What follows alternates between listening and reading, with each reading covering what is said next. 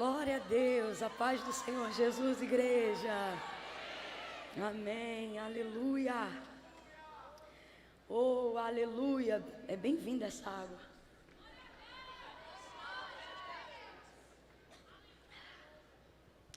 Quem já ficou nervoso da boca secar? O lábio faz assim, ó. Glória a Deus. Eu estou muito feliz de estar aqui nessa noite. Eu quero render graças ao Senhor por essa oportunidade. Louvar a Deus pelo privilégio de poder estar diante de tanta gente querida, tanta gente abençoada, tanta gente de Deus. Queria agradecer ao pastor Silas, em especial, a sua esposa, a pastora Elisete, que tanto abençoou a minha vida. E tantos amigos e irmãos que estão aqui nessa noite, em intercessão para que o Senhor possa, através da nossa vida, dar continuidade a tudo aquilo que Ele já tem feito em nosso meio. Ainda antes de abrir o texto da palavra, o Senhor me visitou com uma rima. É uma coisa que muito raramente acontece. E ontem o Senhor falou comigo para eu esboçar alguma coisa, e eu pensei que era de mim, e depois eu lembrei que o Nordeste tem tanto a ver com repente e tanta coisa, né? Nós estamos entre aqueles que melhores fazem rimas brasileiras. E não é o caso aqui, mas eu tive essa direção e foi uma maneira, pastor Silas, de homenagear o evento, o congresso. Eu queria fazer isso através de uma rima e aí queria contar com a sua bondade, que você ouvisse aí. Preciso fazer isso antes de ministrar. Quero, fazendo isso, homenagear o evento e também a vida do pastor. Cadê, gente? Faz um negócio aí.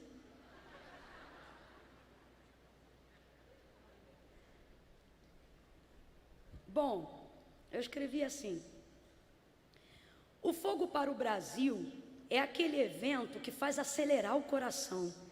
É aquele congresso que corrige em nosso coração a expectativa de cada intenção. Deus deu ele ao pastor Silas com o propósito de incendiar toda a nossa nação. Aqui prega brasileiro e vem também estrangeiro, semeando a centelha do avivamento para cada brasileiro. Aqui o fogo não é estranho e ele vem pela palavra. E enquanto for assim, esse fogo nunca se apaga. Eu sou prova viva que fogo pela palavra levanta quem quiser. Olha eu pregando aqui no fogo, mesmo sendo uma mulher. Às vezes eu me preocupo com o pastor e me pergunto, para que fogo aqui e acolá? E Deus me disse, para que todos vejam que a minha mão está a o movimentar. Pastor Silas, o Senhor não vai parar. É fogo no altar, é fogo aqui e acolá. Quem lhe acendeu esse pavio jamais o apagará. Se prepare, pois o seu fogo só começou a fumegar. Seu patriotismo agradou o coração de Deus. Ele ama a sua lealdade ao lugar que lhe concebeu. Desde o dia que lhe conheceu, um grande amor por essa nação ele lhe deu. Eu não sei o quanto a nação lhe retribuirá, mas nunca vi o Senhor Deus a um justo seu abandonar. Tem gente salva aqui, renovada lá. Quantos ministérios Deus ainda está a levantar? Quantas vezes mais a mão de Deus te moverá? Esse pavio que fumega não vai se apagar. Seu ministério não vai frear. A fé que Deus vai ajudar. Sua esposa sempre vai lhe apoiar. O pastor Silas filho nunca vai lhe deixar. Deus ainda mais o moverá e a muitos surpreenderá. E fica ciente, homem, ninguém vai parar. Enquanto o Senhor continuar, a gente segue junto e deixa o fogo pegar. Deus abençoe, pastor. Deus abençoe a todos os congressistas que estão aqui. Deus abençoe tremendamente. Glória a Deus. Abra comigo a sua Bíblia no Evangelho do Senhor Jesus, segundo escreveu Lucas. Evangelho do Senhor Jesus, segundo escreveu Lucas, capítulo de número 5. Glória a Deus. Enquanto você localiza o texto sagrado, deixa eu só otimizar o tempo bem rapidinho aqui. Pode botar aqui, ó. Obrigada. E dizer que eu estava muito preocupada porque nós somos uma igreja e o fogo, bem como o viés ministerial do nosso pastor, é todo ele voltado para a palavra. Então, muitos lançamentos de livros, muitas enciclopédias, muitos autores, e eu fiquei com medo disso ficar muito fútil, então eu trouxe roupas, porque eu achei que já estava ficando, né? Mas são roupas que atendem um propósito missionário dentro da nação brasileira. Todas as vezes que você adquire qualquer um dos produtos do nosso stand, você está cooperando com missões no extremo norte do nosso país, no Nordeste e no coração do Amazonas, onde estão algumas bases missionárias que o Senhor tem nos dado direção de investimento lá, tá? Vou mostrar rapidinho, porque os melhores modelos são os vivos que já estão aí andando há todos esses dias, carregando aí as roupas, viu? Obrigada. Tem aqui esse modelo de tule, com um leão todo decorado, cravejado no dourado. Camila, por que você puxa a sardinha para essa blusa? Porque ela atrás tem uma costura que dá efeito bailarina. Aí você diz, e o que tem a ver isso? Tem a ver que só tem na parte de trás, na parte da frente não tem. Aí dá a impressão que a barriga é chapada e afina a cintura. E afinar a cintura é de Deus. É de Deus afinar a cintura. Não vem de religiosidade não, que é de Deus, né? E tem o outro aqui, o vestidão também, de malha estonada, bem confortável, para a galera ficar bem elegante, ó. Bacana, com um bolsão, dá para botar até uma Bíblia Slim cabe dentro desse bolso, de tão grande que ele é. E aí ele tem um capô também. E aí quando eu lancei ele, o pessoal tentou me avacalhar na rede. E aí disse assim, que isso, é chapeuzinho vermelho? Eu disse, mande o lobo mau vir falar comigo, para ver o que acontece a ele, seus invejosos. E aí por fim, esse último, numa versão bem luxuosa, bem feminina, que é a Virtuosa de A a Z, toda trabalhada na lantejoula. Aproveitando que eu estou no Nordeste e aqui a gente pode falar tudo rasgado, né? Eu queria dizer que os outros são um modelo assim, mais esportivo. Esse daqui não, eu costumo brincar com as meninas e dizer que ele é mais aquele modelo, tipo assim, você quer brilho, minha filha? Toma brilho na sua cara, né? Aquela coisa mais pá, né? Tá, irmã Camila, eu sou mais modesta, tem outros modelos. Agora não, irmã Camila, se não for para brilhar, eu nem saio de casa. Então, esse aqui é para você, viu? E não tenha medo de brilhar não, viu, serva do Senhor? Uma candeia não foi feita para ficar embaixo da cama. Deixa a luz de Cristo resplandecer no seu vestir, em tudo que há em você, tá bom?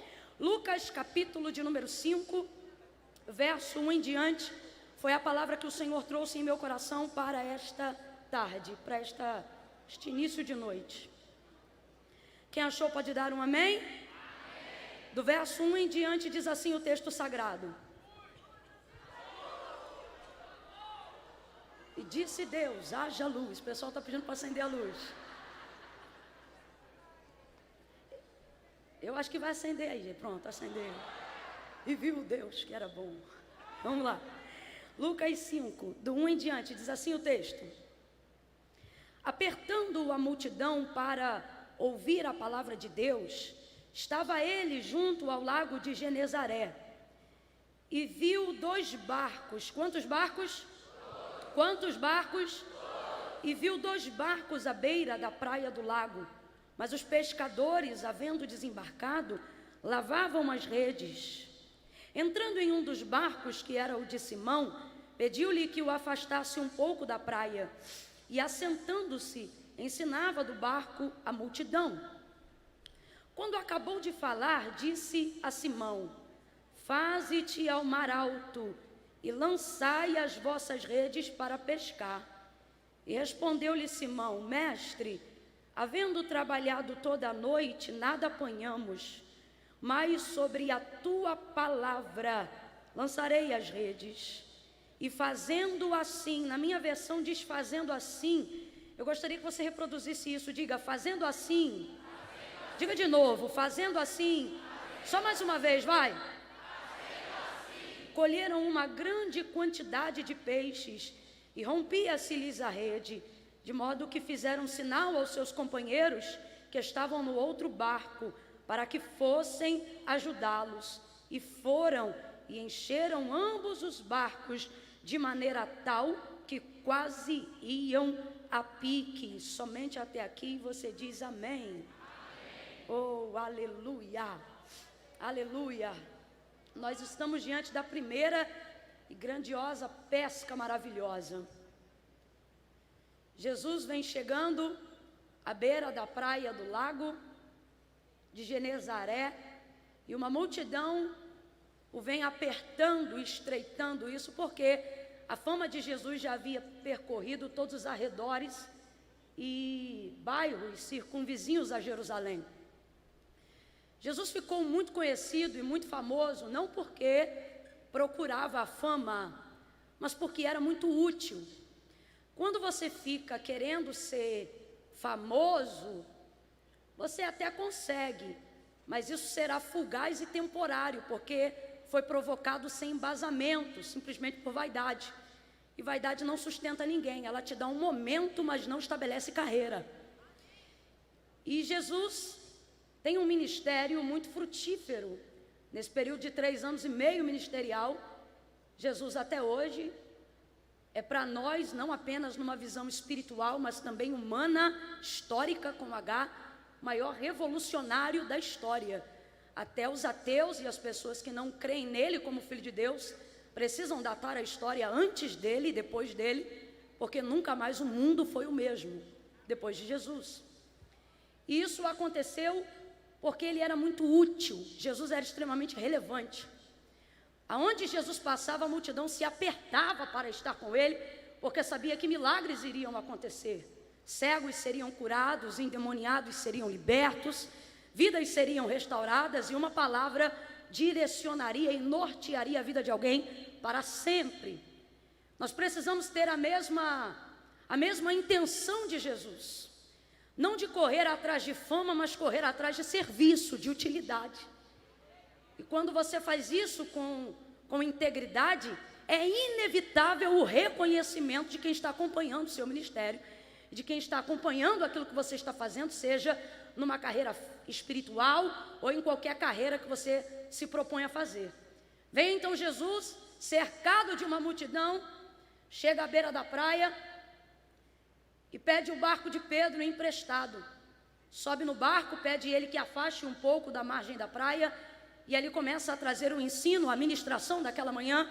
O texto diz que todos se assentam e começam a ouvir Jesus, que também se assenta no barco de Pedro para ouvi-lo. Ele utiliza o barco de Pedro, ele pede ajuda a Pedro, ele desancora o barco de Pedro, mas a visão panorâmica que Jesus tem, logo que vai chegando à beira da praia, não é o barco de Pedro ou propriamente a vida de Pedro. O texto diz que chegando à beira da praia, ele viu dois barcos. Ele entrou em um, você conhece o contexto dessa história, a realização do milagre veio por intermédio da rede lançada pelo barco de Pedro. O barco utilizado por Jesus foi o barco de Pedro.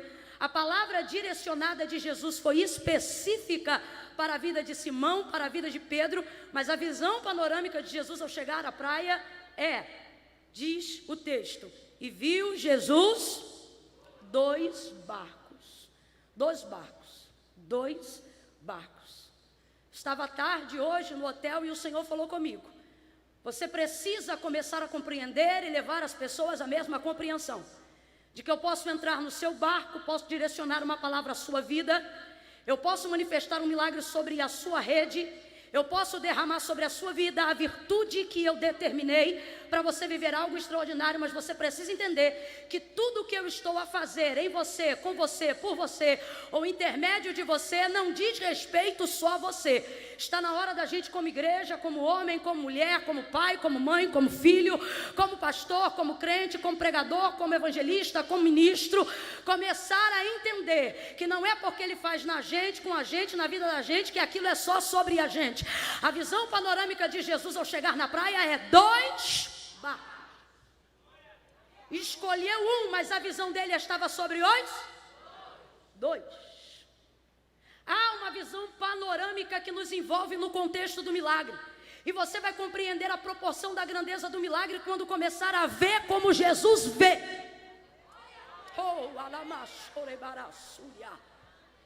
Dois barcos. Espírito Santo de Deus diz para mim: quando Jesus entra no meu barco, ele não vê tudo o que ele pode fazer por mim, ele vê tudo o que fazendo em mim eu poderei fazer pelos outros. É isso que Jesus está dizendo.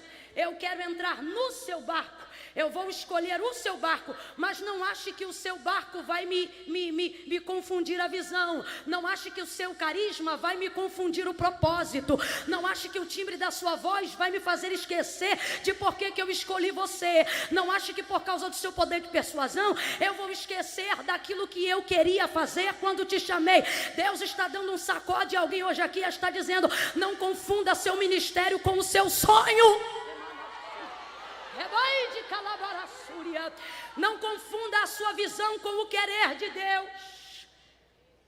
Não é porque você está envolvido tão intrinsecamente, tão literalmente, tão no centro dessa situação, que significa que com o passar do dia ela seja sobre você. 2 barcos. Cadê meu esboço a poder?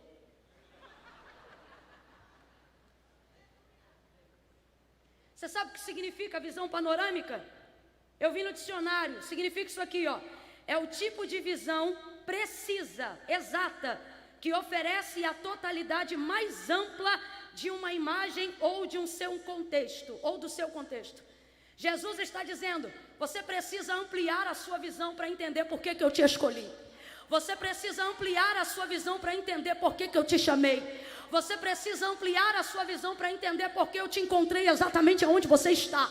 Você precisa ampliar a sua visão para saber por que eu quero alguém como você, do jeito que você está, da maneira como você é. Amplie a sua visão. Você fica dizendo por que eu, você fica dizendo por que agora, você fica dizendo por que assim. E Deus está dizendo: quando você sair desse centro e ampliar a sua visão, você vai entender por que você, por que seu barco, por que com você. Oh, aleluia. Jesus agora vai tomar uma atitude que o Espírito Santo me despertou para ela. Quando Jesus entra no barco de Pedro e desancora um pouco, afastando mais para o mar, o texto diz que ele se assenta no barco de frente à multidão. A multidão não estava no mar, a multidão estava na areia. Então, Jesus assenta-se no barco de frente para a multidão. Logo o Espírito Santo soprou ao meu ouvido nessa tarde, e ele me disse: de costas para o mar, de frente para os homens. A visão de Jesus está totalmente focada nos homens. Diga comigo, por favor, essa palavra, ela norteia algo profético nessa noite. Diga: de costas para o mar, de frente para o homem. Diga de novo: de costas para o mar, de frente para o homem. É o convite do Espírito Santo para a nossa vida nessa noite. É da vontade de Deus que nós entendamos que o mar é muito grande, muito poderoso, mas não é tão relevante para a obra que Jesus vai fazer agora. Camila, o que você está dizendo? Mar denota sobre circunstâncias da vida. Mar fala sobre toda a imensidão do mundo que nos cerca a despeito de nós. Mar fala sobre um poder que não pode ser controlado, sobre um tempo que não pode ser aferido, sobre um lugar que é difícil encontrar até o destino quando se está no meio dele. Jesus está dizendo: ei, eu nunca me importei em dar mais atenção ao mar do que as pessoas. Eu nunca observei mais a circunstância e o contexto do que as pessoas. Você vai ver isso em João 9, eu já falei sobre isso uma vez, quando Jesus passa pelo homem cego. O texto diz que os discípulos olham e só veem a sua deficiência, a sua cegueira. O texto diz: e passando Jesus, viu um homem, vírgula, cego de nascença. Ou seja, antes de ser cego, Jesus vê um homem. Antes das circunstâncias, Jesus vê a humanidade. Antes de como ele estava, Jesus vê quem ele era. Aí o texto diz que os discípulos passam pela mesma pessoa e ao invés de verem um homem, só destacam a sua deficiência. Porque a sociedade destaca quem você é no contexto daquilo que você faz. Jesus é o único que consegue separar o que você faz daquilo que você é. Jesus olha para um homem, eles olham para o mesmo homem. Jesus vê um homem e eles só veem um cego. Nós passamos por uma prostituta e o homem olha e diz: olha, é uma prostituta. Jesus passa pela mesma prostituta e diz: olha, é uma mulher. O homem passa por um menino e diz: olha, um cracudo. Jesus passa pelo mesmo cracudo e diz: olha, um menino. Mar fala de circunstâncias adversas, de tudo que nos cerca. E Jesus está dizendo: eu estou de costas para o mar, porque a imensidão de tudo que te cerca não faz eu tirar o foco de você. Jesus fica de costas para o mar e de frente para o homem. E eu disse: Deus, quando foi que o Senhor fez isso mais categoricamente? E ele me disse, Êxodo capítulo de número 14, o povo olha para o mar, Moisés olha para o mar e Deus olha para o povo. Está todo mundo de frente para o mar, exatamente na mesma condição de Lucas 5. Em Lucas 5, Jesus está de frente para o povo, mas o povo está de frente para o... Mas Jesus não quer que eles olhem para o mar. Jesus quer que eles olhem para o ensino. Jesus quer que eles olhem para a palavra. Jesus quer que eles olhem para o verbo vivo. E quantas vezes diante do mar estamos também diante do verbo vivo, mas só olhamos para o mar. Jesus está dizendo: se você olhasse nos meus olhos, veria que eu estou olhando para você, veria que eu não estou preocupado com as circunstâncias que te cercam. Oh, o povo está diante do mar, desesperado. Moisés, olha aí, há um mar diante de nós. Moisés diz: Deus, olha aí, há um mar diante de nós. Por que clamas a mim, Moisés? Não converse comigo sobre o mar, não converse comigo sobre circunstâncias. Observe a minha palavra, ouça o que eu te digo e pisa nessa água, toca nesse mar.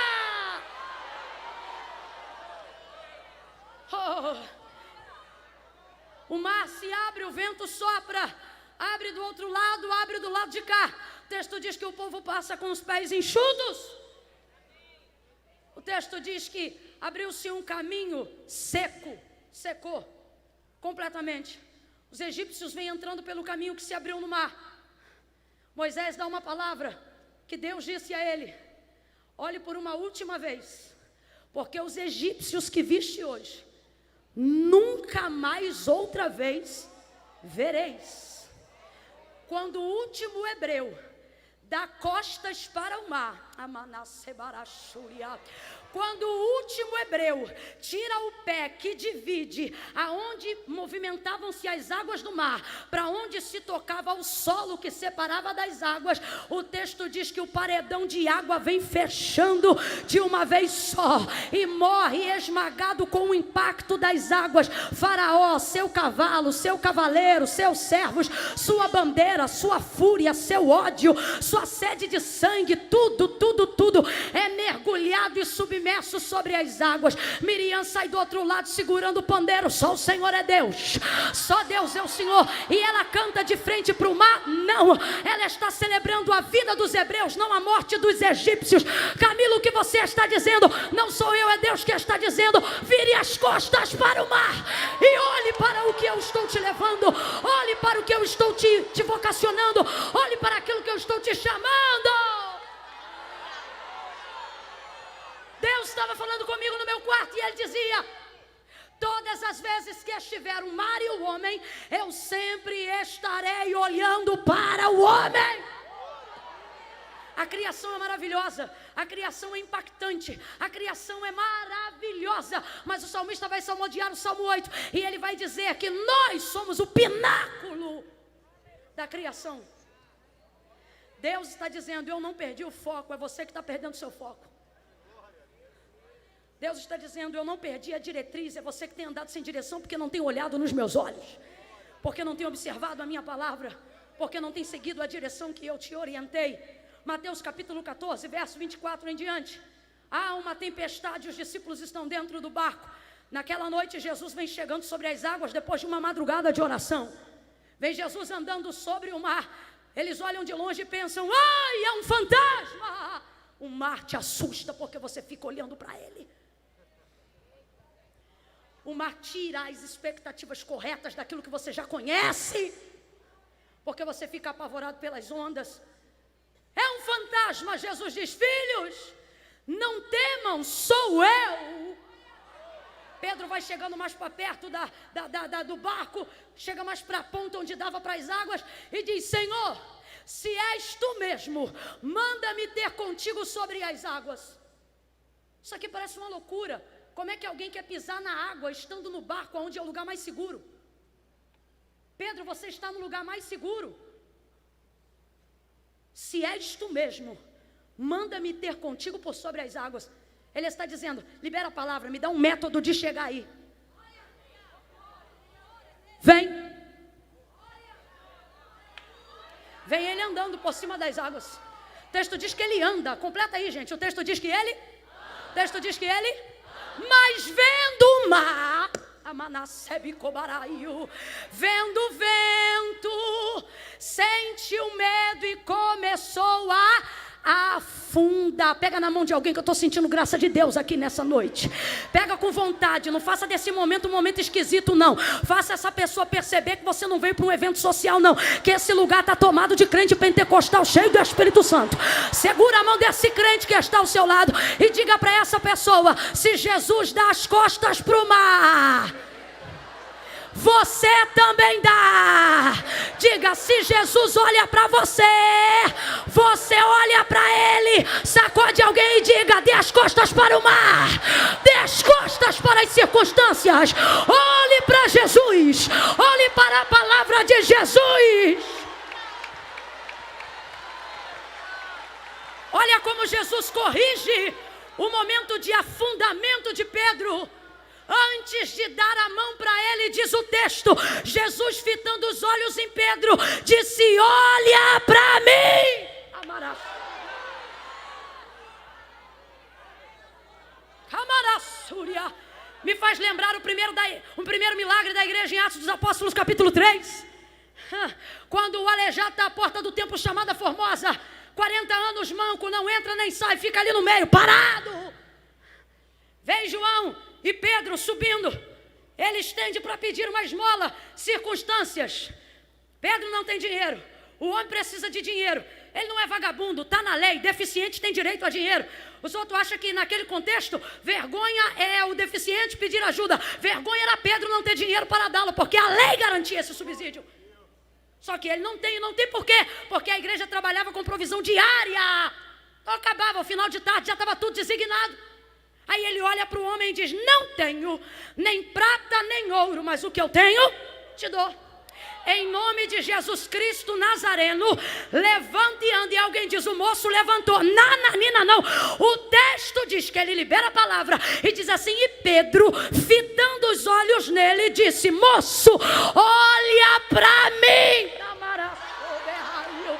Olha para mim. E o moço olhou para ele. Aí o texto diz: e Pedro, estendendo a mão, o levantou. Esse mar está te afundando porque você está olhando para o lugar errado.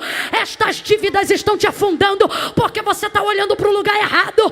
Essa depressão está te matando porque você está olhando para o lugar errado.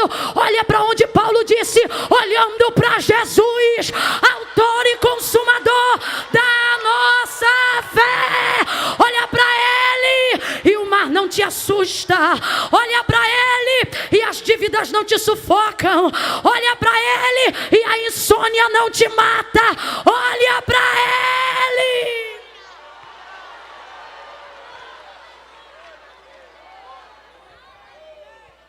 Olhou para ele.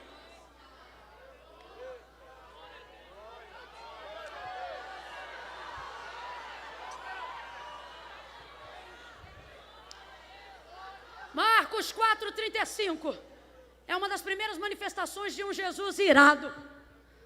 Você continuar olhando para o lugar errado, você vai conhecer um Jesus irado.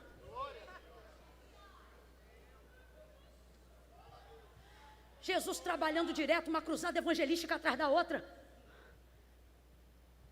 Chegou dentro do barco, período de translado. Para quem ministra é hora de sono. Para de falar no carro igual uma tagarela quando busca alguém no aeroporto. Aí dorme. Jesus dorme. Poxa, o texto diz que tinha até uma almofada. Se preparou para dormir. Mar revolto, barco balançando, água entrando e vento chicoteando as ondas que chicoteam o barco. Não é possível que esse homem está dormindo. Os discípulos ficam indignados: Senhor, tu não te importa que nós pereçamos? Jesus levanta. Imagina acordar alguém no meio do sono. Não é à toa que ele vai falar o que ele fala depois. Vai ele mais para perto da proa. Mar, aquieta-te. Vento, acalma-te. Olha que interessante. Quando Jesus olha para o mar e dá ordem, o mar se acalma. Quando Jesus olha para o vento, Jesus dá ordem, o vento se acalma. Tudo obedece quando ele fala, quando ele manda. Jesus está dizendo, se vocês me obedecessem como o mar me obedece, você não tinha medo do mar, você tinha medo de mim. Não, entenda o que eu estou querendo dizer. Jesus está querendo dizer isso aqui, para a gente entender. É porque você olha para ele que ele te ameaça. É porque vocês estão focados nele que vocês estão apavorados. Vocês estão aqui no barco com alguém que provoca medo e estão com medo de quem obedece, o comandante desse barco. Diga de novo. De costas para o mar. De frente para o homem. Jesus termina o ensino nesse contexto e dessa maneira, de costas para o mar e de frente para o homem naquela manhã, lhe dando atenção, lhe dedicando expressão. Quando ele termina de ministrar, o texto diz que Pedro ouviu tudo que ele falou, e é daí que Pedro identifica que ele é mestre por causa da maneira como ele falava, porque na verdade eles ainda não se conheciam. Então, ele ouve e sabe que está diante de um mestre porque o ouviu naquela manhã. É interessante porque depois de uma noite de trabalho fracassado, frustrado, uma noite de trabalho cansativa e improdutiva, a primeira coisa que um trabalhador quer fazer é ir embora, sim ou não? Sim ou não? Eu não sei se você já foi vendedor de porta, de rua, de comércio ou de qualquer coisa, mas no dia que acabe você não vende nada, você não quer ir para casa de ninguém, você não quer comemorar festa, você não quer nada, você quer ir embora para casa. Vez ou outra eu tinha que vender batendo meta dentro do sistema bancário, e se naquele dia eu não fosse bem nas minhas metas, eu não queria ir para lugar nenhum, eu não queria confraternizar, eu não queria nada, eu queria ir para casa. Te afronta, você se sente diminuído, incapaz.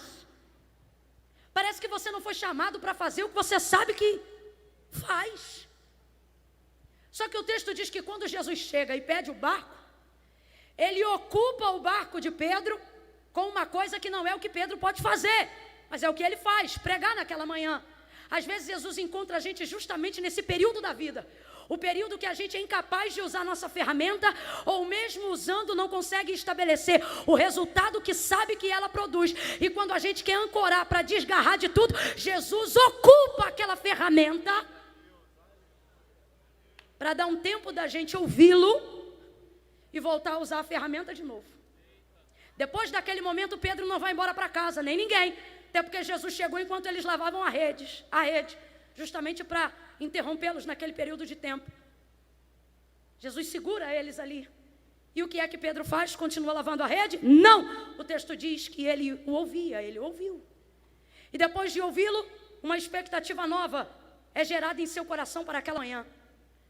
Jesus desce do barco, se direciona a Pedro e diz: voltai ao mar alto e lançai as vossas redes para pescar.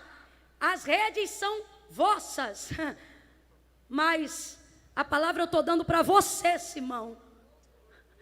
Olha para quem está do seu lado e diz: ele vê 2 barcos, quer abençoar todo mundo, mas só manda em mim.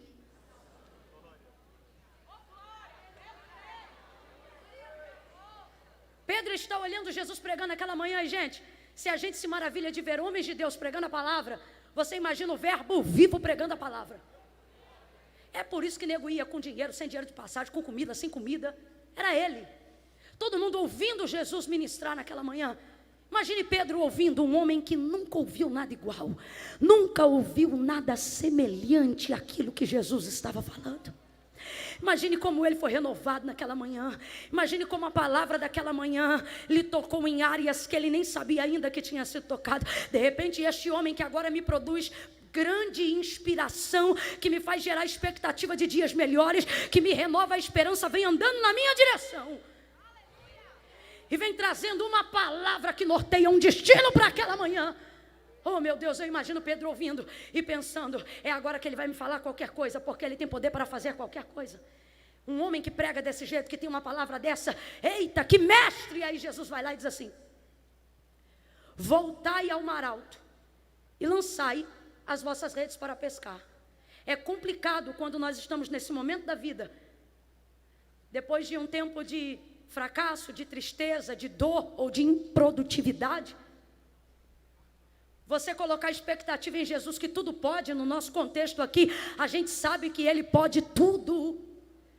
É complicado quando você coloca expectativa num evento como esse, e você faz plantão para ter gente cobrindo o dia de trabalho para você estar aqui.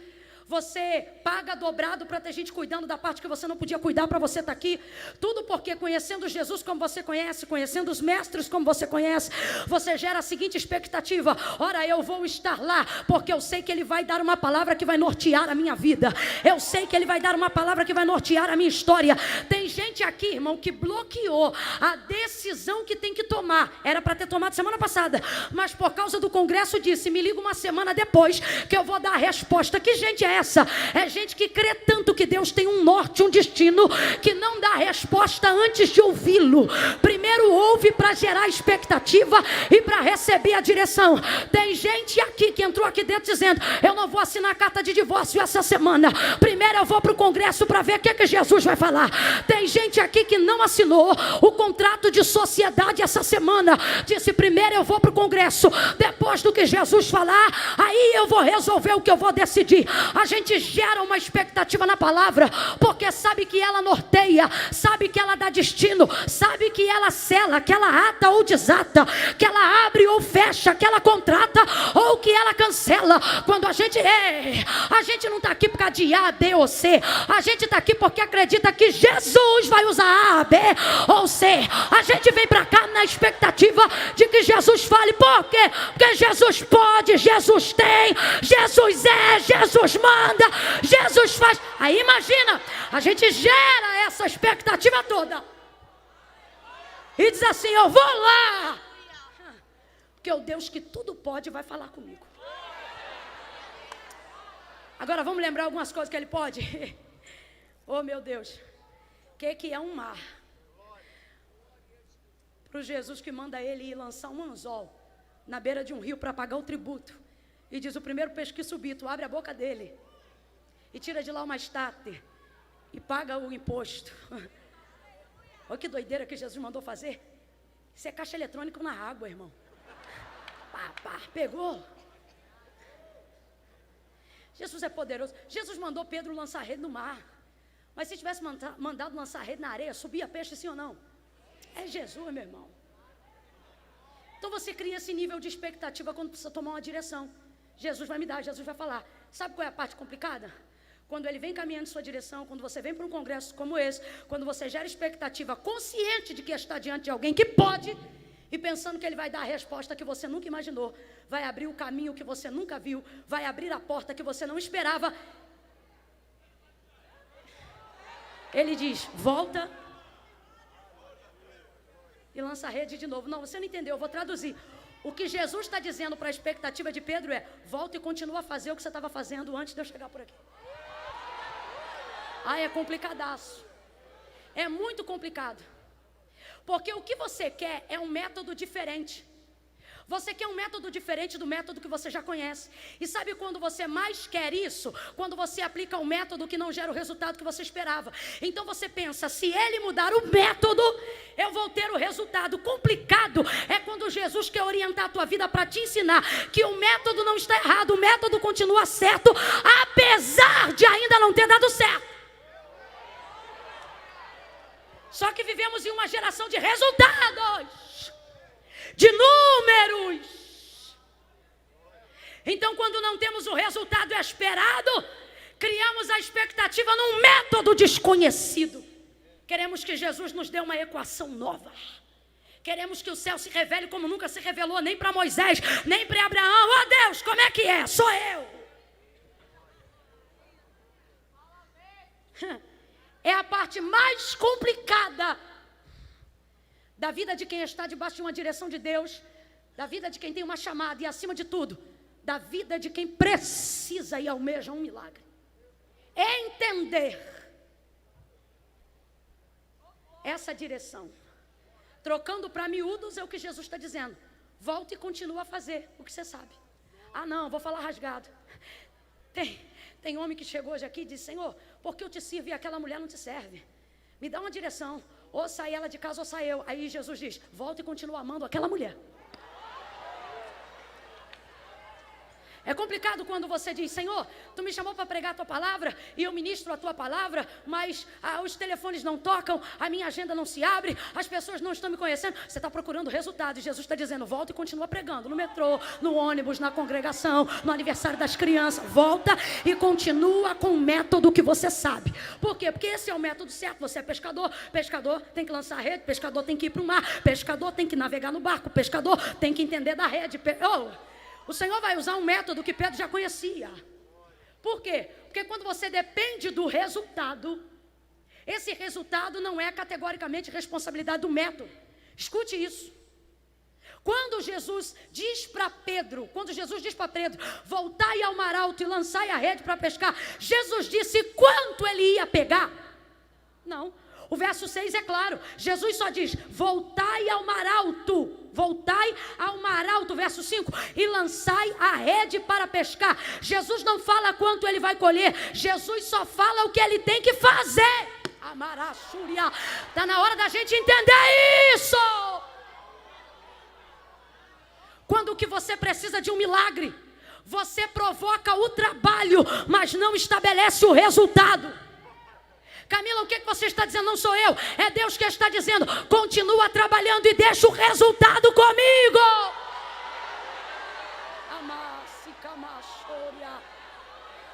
Pega na mão de alguém, pega com vontade. Pega com vontade, diga para essa pessoa: Jesus ensinou o que você tem que fazer. Jesus não te ensinou a criar resultado, só a praticar o método. Ele está dizendo: o trabalho é contigo, o resultado é comigo. Confia no que eu te instruí, confia no que eu te ensinei, confia no que eu te mandei fazer. Quando Jesus manda ele voltar ao mar alto e lançar a rede para pescar, Jesus não diz quantos peixes Pedro vai pegar. Quem me ouve, diga amém. Se tem alguém aqui comigo ainda, diga eu. Jesus não disse quantos peixes ele ia pegar. Jesus só disse o que ele tinha que fazer. Por quê? Que sabendo que vai lhe gerar resultado, não lhe diz o resultado, mas lhe instrui como faz o método. Porque todo milagre de Jesus é pedagógico, sim ou não? Tudo reverte a glória ao Pai. E para isso é necessário entendimento do que ele faz. Então Jesus sabia quantos iam pegar, mas não revelou para Pedro. Só instruiu ele no que ele tinha que fazer. Na pedagogia do milagre, Deus só diz o que a gente tem que fazer, para que no processo do milagre a gente não fique comprometido com o resultado, mas com o ensino.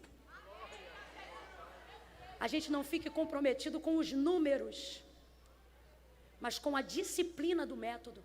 Desculpa, mas agora quem vai falar sou eu, pelo que eu tenho visto. Paulo disse: em parte profetizamos e em parte falamos o que conhecemos. Vou falar do que eu tenho visto. Cabe bem aqui, dentro desse contexto. Tem muita gente vivendo o resultado do que foi manipulado, porque não quis mais se submeter ao método. Para Deus não tem essa conversa de que os meios justificam os fins. Para Deus não. Pelo contrário, para Deus são os meios que estabelecem como vai ser o fim. Tem que ser do jeito certo. Deus está falando aqui comigo. Tem que ser do jeito certo. Tem que ser como eu te instruí. Tem que ser como eu te ensinei. Quanta gente alterando o método para manipular o resultado. Deus está mandando dizer a alguém: essa conta não vai fechar. Da quinta série para frente, a professora ensinou um negócio chamado prova real. Era um jeito de você sozinho saber se o método aplicado. Matemática é uma ciência exata, completa aí. Matemática é uma ciência? É uma ciência? Ou seja, tem que fechar. Nem que seja .000, tem que fechar um resultado que justifique a equação, que justifique o método. Quando a gente começa a estudar isso e começa a fazer as coisas sozinho na escola, a tia, no meu tempo era tia, chama de prova real. O que é a prova real? Você pega o valor do resultado e faz a conta com o valor aplicado da primeira, da primeira casa, dezena, centena, seja lá o que for. Juntando os dois, você vai ter o resultado que é igualzinho ao resultado do que é somado lá em cima. Como assim, Camila? Vai dar dois resultados, um justifica o outro. A equação justifica o resultado e o resultado justifica a equação. Como quem diz, esse resultado só dá nessa equação. E essa é a única equação que provoca esse resultado. O Senhor está dizendo, eu vou te dar um método e vou provocar o resultado. Você só terá o resultado se aplicar o meu método.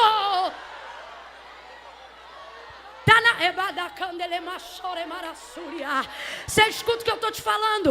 Não fala agora como pregadora, mas como profetisa de um novo tempo. A prova real de Jesus vai passar por ministérios, vai passar pela vida de muita gente e vai ter conta que não vai fechar, porque o resultado foi manipulado e Deus vai te ensinar o método. Bate na mão de pelo menos 3 pessoas e diga, faz do jeito certo, faz do jeito certo, mesmo que tudo esteja dando errado, faça do jeito certo, mesmo que ninguém ouça a sua mensagem, pregue do jeito certo, mesmo que ninguém se agrade dos seus hinos, cante do jeito certo, mesmo que ninguém goste de como você dirige a sua igreja, dirija do jeito certo, ore do jeito certo, adore do jeito certo, celebre do jeito certo, dizime do jeito certo, oferte do jeito certo, submeta-se ao método.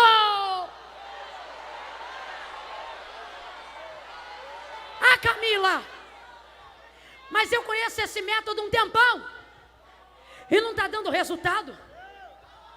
Eu sigo essa orientação um tempão e não está dando resultado. Vou te falar um negócio. Quando você está aplicando o método e a instrução de Jesus do jeito certo, é impossível que o resultado dê errado. Mas se enquanto não houver um resultado, você tiver que continuar aplicando o mesmo método, guarde isso. Fora do tempo de Deus, fora do tempo de Deus, da direção de Deus, até o que era para dar certo vai dar, mas dentro do tempo de Deus, até o que era para dar errado vai dar certo. A obediência corrige tudo. Obedeça a direção que Deus te deu. Deus está dizendo, não mude os métodos por causa dos resultados. Sua obrigação é fazer o método, meu comprometimento é gerar o resultado. Assim diz o Senhor. Deus aparece a Abraão, Gênesis 12, manifesta a sua voz e aplica o método. Sai da tua terra, da tua parentela, vai para onde eu vou te mostrar. Resultado, farei de ti uma grande nação. Multiplicarei a tua descendência. Abençoarei os que te abençoarem, amaldiçoarei os que te amaldiçoarem. E em ti serão benditas todas as famílias da terra. Aplicou o método, deu uma instrução. Abraão pega as coisas e sai de casa. Começa a peregrinar. Quem tem promessa sempre vai peregrinar. O tempo passa, não gerou resultado. Cadê o filho? Cadê a multiplicação?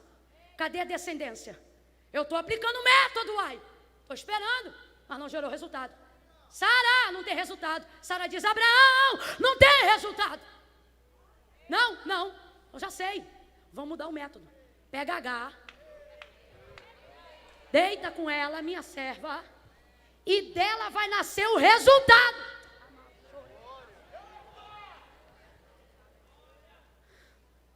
Deitou. Isso Gênesis 12. De lá para cá Deus não manifesta Abraão.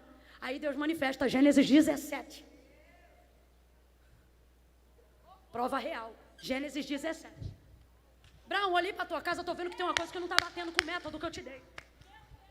Eu te dei um método, mas estou vendo outro resultado. Um resultado que eu não provoquei, de um método que eu não ensinei.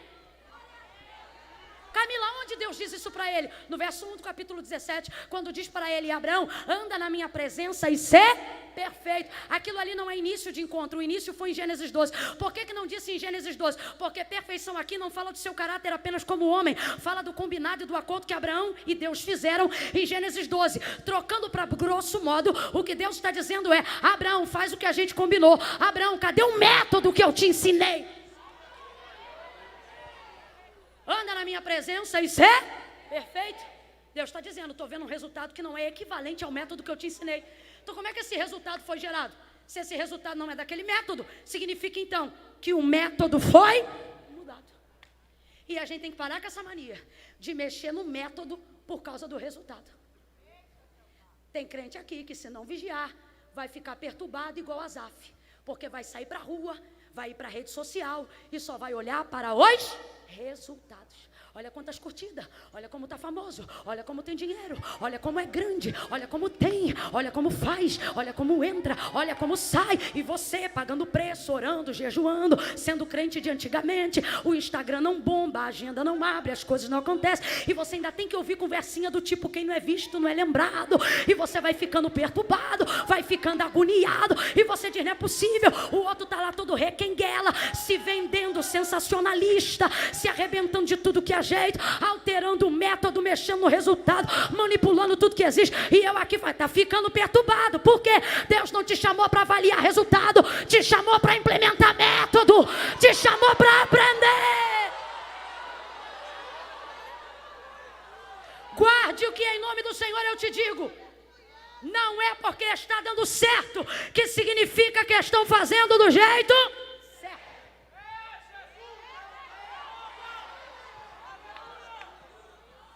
Certa feita ouvi meu marido falar abertamente sobre isso.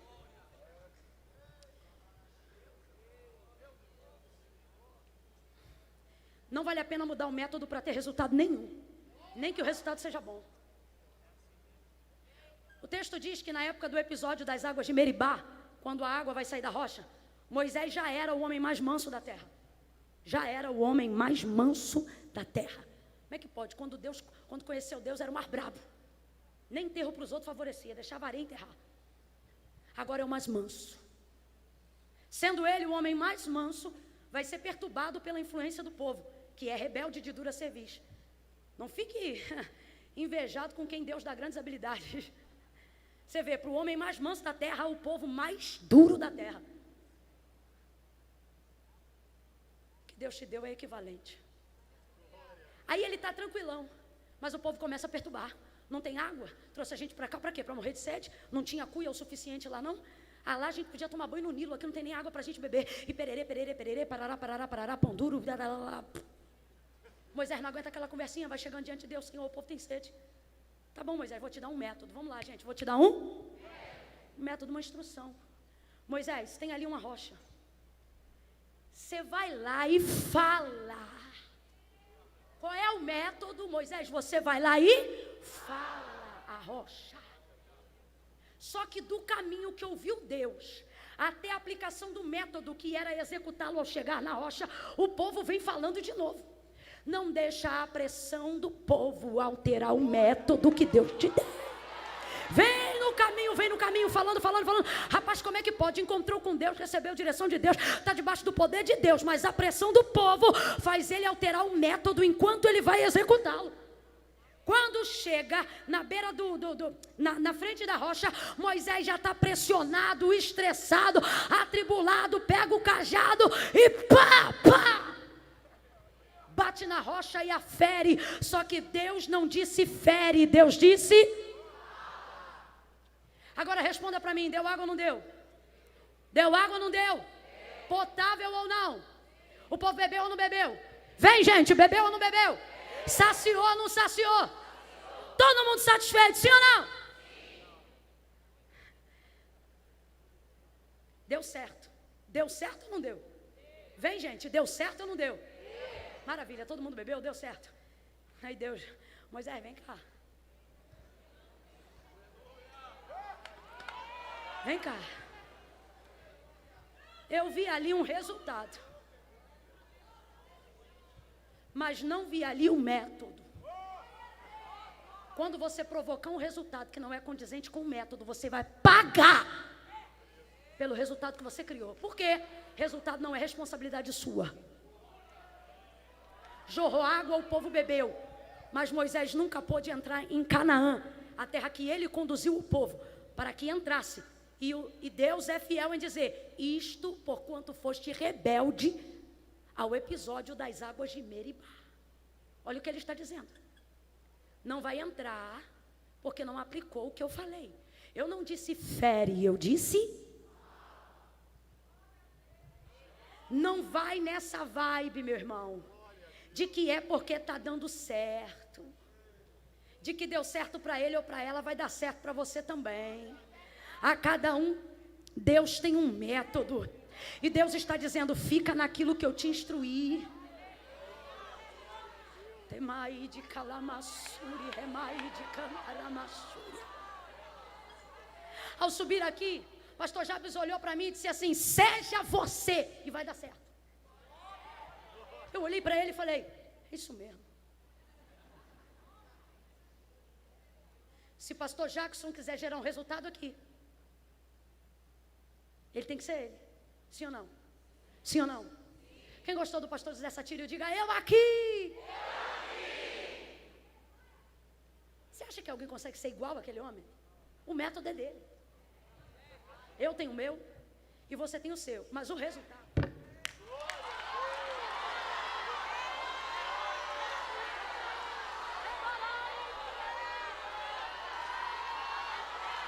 Camila, não entendi. Deus está dizendo, cada um aplica o seu método, deixa que eu cuido do resultado. O resultado sou eu, do começo até o fim. O resultado sou eu. Sabe por que eles escolheram uma abundância tão grande de peixes? Porque não olharam para o resultado, se aplicaram em submeter-se à palavra. Olha o que o texto diz, disse Jesus, voltai ao mar alto e lançai a rede para pescar. O texto diz, fizeram assim. É até estranho no contexto. O texto diz, fizeram assim. O que o texto está dizendo? Fizeram assim conforme a... E colheram. Olha isso, gente. Fizeram assim e colheram. Fizeram assim e colheram. Você quer um manto do remanto, do recanto, do profundo, do escondido. O Senhor está dizendo, faz assim, do jeito que eu te ensinei, do jeito que eu te mandei, e deixa que eu visite o recanto do manto, do profundo, do escondido.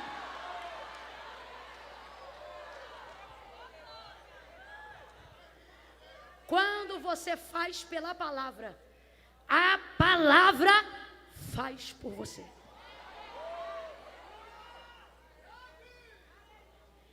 Se você for fiel ao método, assim diz o Senhor, eu serei fiel ao resultado. A palavra manifestou o milagre. A palavra, quem manifesta o milagre? Vem, gente, quem manifesta o milagre? Nesses 9 minutos que eu tenho, o Ministério de Louvor corre para cá. O Ministério não, os músicos e o Nani, que eu pedi algo aqui de Deus para ele. Vem, Nani, tem pressa não.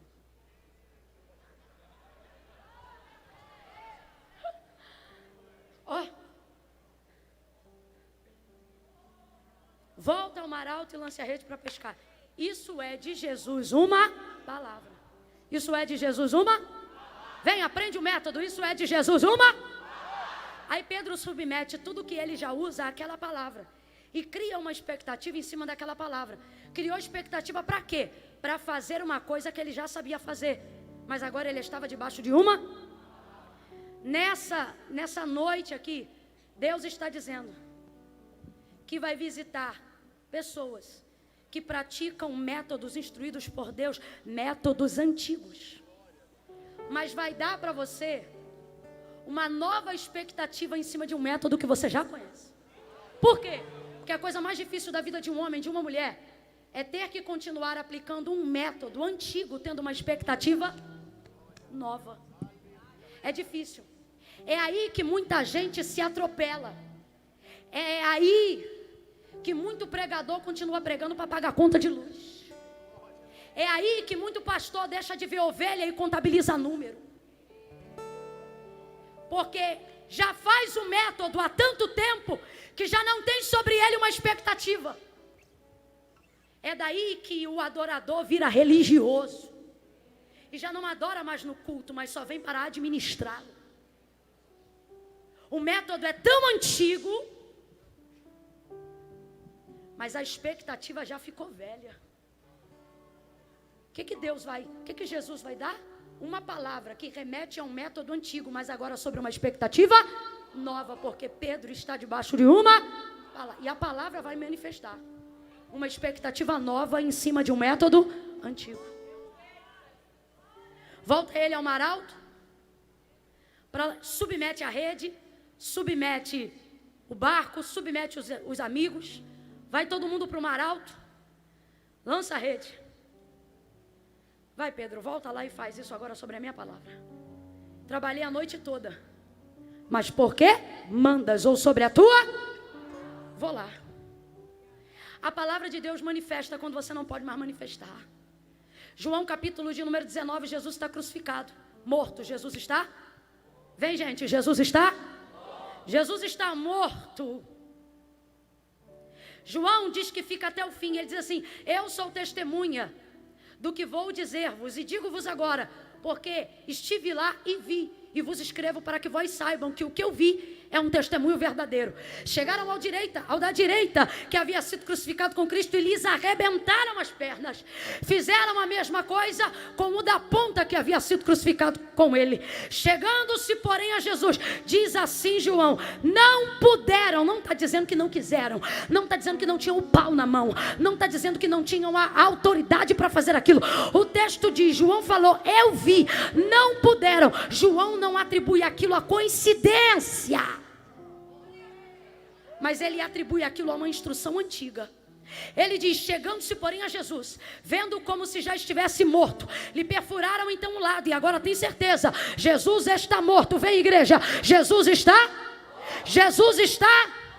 Mas não puderam, soltaram então as madeiras, foram-se embora. E por que não? João vai dizer, eu vi, não puderam, porque sobre ele havia uma palavra dita pela boca do profeta Isaías, que lhe dizia, nenhum dos seus ossos poderá ser quebrado. Não é coincidência, Jesus te deu um método. Essa palavra vai manifestar um resultado. O autor da carta aos Hebreus vai dizer que a palavra de Deus é viva. Viva. A palavra de Deus é viva. Pedro, volta agora. Você vai fazer um método antigo, mas você está indo com uma palavra viva. Essa palavra vai manifestar o que você precisa. Essa palavra vai manifestar um resultado através do método que eu te dei. Jesus está morto no Calvário. Agora responde para mim. Morto se defende? Morto argumenta? Morto é morto. Mas por que não quebraram a perna dele? Porque sobre ele havia uma. A palavra de Deus é tão viva que ela pode estar sobre alguém que já está. Ela manifestará um resultado. Ela manifesta. Jesus está morto, mas a palavra de Isaías está viva. Por isso não podem quebrá-lo, porque ele está morto, mas a palavra está. Deus vai te dar uma nova palavra, uma expectativa nova para continuar fazendo o que ele te chamou para fazer, com alegria, com energia, com motivação, com disposição.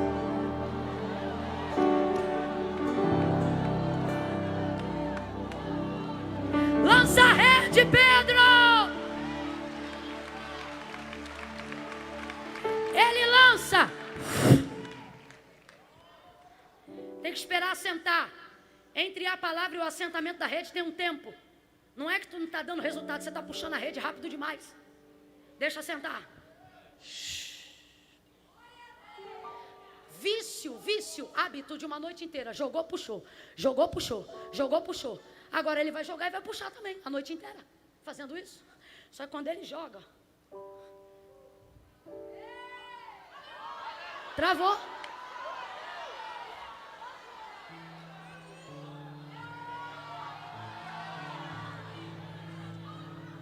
Não consegue.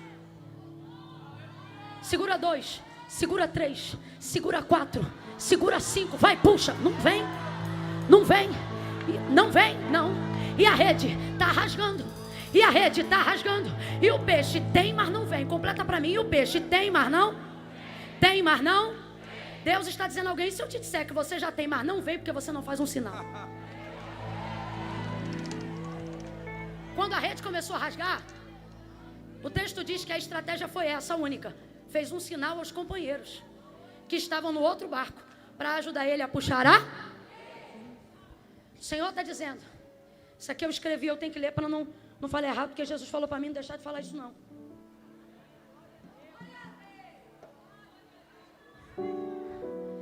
Aqui, ó. A rede rompe de propósito para você lembrar que ele não viu só o seu barco quando chegou na praia. De propósito. Deus falou isso aqui para eu dizer: Deus manda o resultado, mas são os amigos, os irmãos, que estabilizam a quantidade do que ele te deu. 2 Reis 4, multiplicação do azeite da viúva. Pede aos teus vizinhos, não poucos mais. Não poucos mais. E foi isso que fez ela ter a quantidade de azeite que ela teve para vender a dívida, para vender o azeite, pagar a dívida e viver do resto. Camila, o que eu faço? Está na hora de fazer um sinal e confiar nas pessoas. Está na hora de fazer um sinal e entender que não é só sobre você. Ai, não posso trazer na minha casa porque minha casa é muito. Ai, minha casa vai saber que eu tenho banheira, vai saber que eu tenho porcelanato e vai saber que tem demônio também se você continuar guerreando sozinho. Deixa o povo entrar, deixa o povo ver, deixa segurar a tua rede. Não precisa contar todos os seus problemas, mas diz a parte principal, diz o que você precisa. Olha para alguém e diga: deixa mais alguém meter a mão na rede. Deixa mais alguém meter a mão na rede. Deixa mais alguém te ajudar em oração. Deixa mais alguém interceder pela sua vida. Deixa mais alguém apoiar seu ministério. Fica de pé do seu lugar. Olha para quem está do teu lado e diz: me ajuda aqui. Me ajuda a puxar isso aqui. Me ajuda a segurar isso aqui. A rede não pode rasgar, porque senão eu tenho, mas não vou desfrutar. Eu tenho, mas não vou viver. Deus mandou, mas eu não vou conseguir administrar. Me ajuda aqui. Levanta as duas mãos para o céu. Vento balançou meu barco em alta. Fica de mão estendida. Medo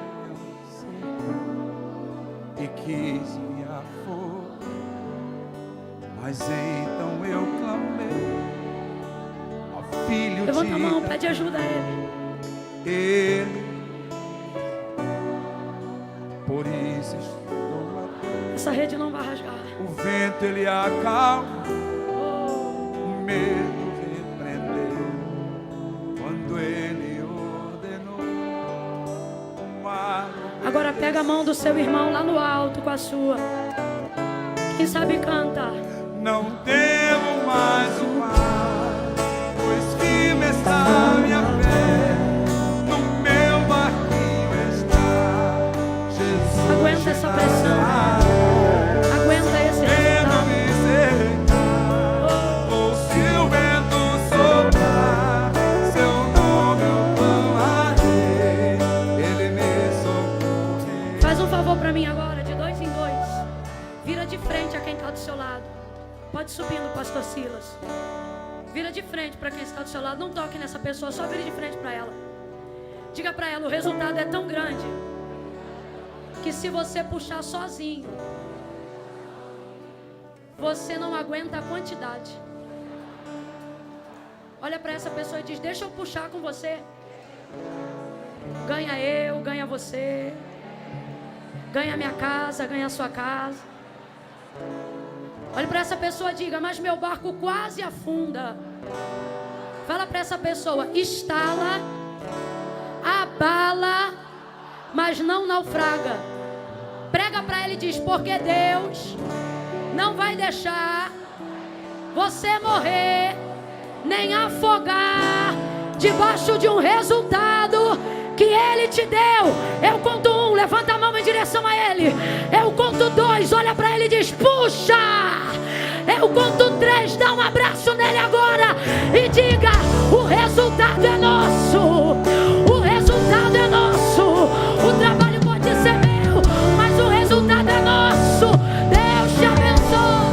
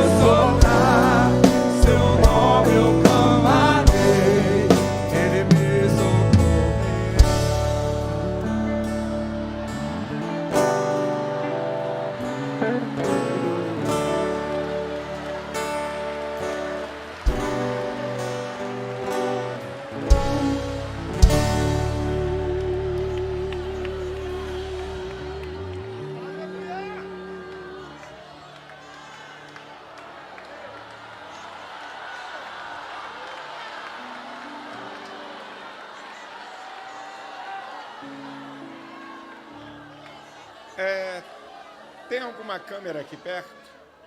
Uma câmera. Câmera. Meu pessoal de TV. Quem está filmando que põe no telão? Sai ali no telão? Hã? Eu quero uma câmera minha. Quem é? Josias?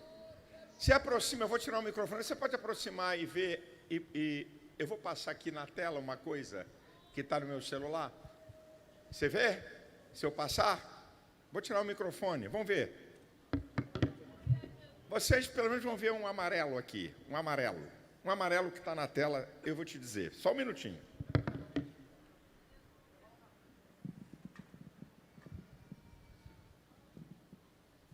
Vocês estão vendo o amarelo? Vocês estão vendo o amarelo? Estão vendo? Vocês estão vendo? Vocês estão vendo? Vamos embora? Vocês estão vendo? Vou continuar. Eu vou só botar um. Aqui tem, nesse amarelo, tem, você vai ver, 2 da manhã, tem um 4 da manhã, tem outros 5 da manhã, tem outros 10 da manhã, tem outros meia-noite, tem outros, muitos. Bem, vou abrir aqui o som de um, vamos lá. Ih, rapaz, cadê o som? Sangue do Cordeiro. Vamos lá, vamos ver se dá para você ouvir. Vou abrir o som, tem que ser do início. Qualquer um. Por que essa porcaria não está saindo o som? Está aqui o som, eu estou ouvindo baixo, por quê? Vai. Escute. Vê se sai. Jesus, eu clamo a ti em favor do pastor Silas, da sua família. Eu te peço, ó Deus, abençoa. Você ouviu o início? Você ouviu? Põe um outro aí. Abre um outro. Olha o início da fala. Eu vou dizer isso aqui em relação à mensagem. Bota outro. Tem vários aí que você vai ver, porque cada amarelo desse, cada amarelinho desse. Porque eu estou te falando, eu vou completar aqui o que a Camila está pregando. Cada amarelinho desse aqui, você pode ver. Espera aí, deixa aqui. Ó. Vamos lá, bota o somzinho aqui. Ó. Vou abrir o bichinho. É em cima? Parece que o Satanás não quer que ouça. Vamos lá. Todo amarelo que você vê aqui, 2 da manhã, 3 da manhã, 4 da manhã, 5 da manhã, 6 da manhã, meia-noite, tudo. Dos pastores da DEVEC, ó Pai, eu quero te pedir, ó Deus, venha abençoar o teu ungido, ó Pai, a sua família, venha dar vitória a cada um dos teus servos, ó Pai. Você sabe quem é ele? Você conhece essa pessoa? Você me veio aqui pregar?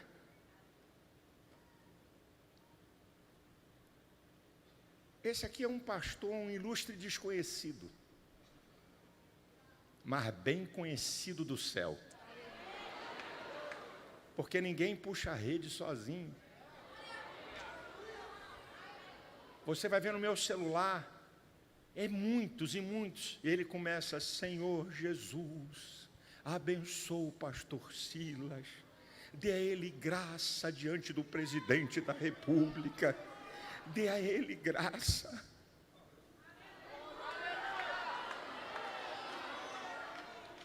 Ninguém sabe o nome desse cara. Eu sei quem ele é.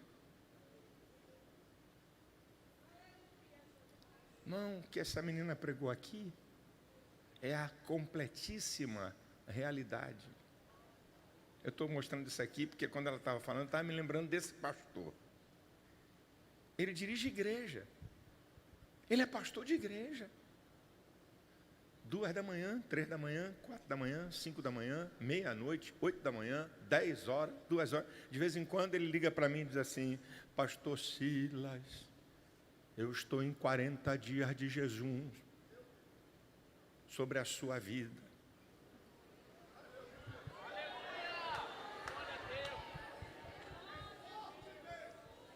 É forte, né? Ouviu o que foi pregado. Vamos colocar em prática. Vai dar certo. Vai dar certo.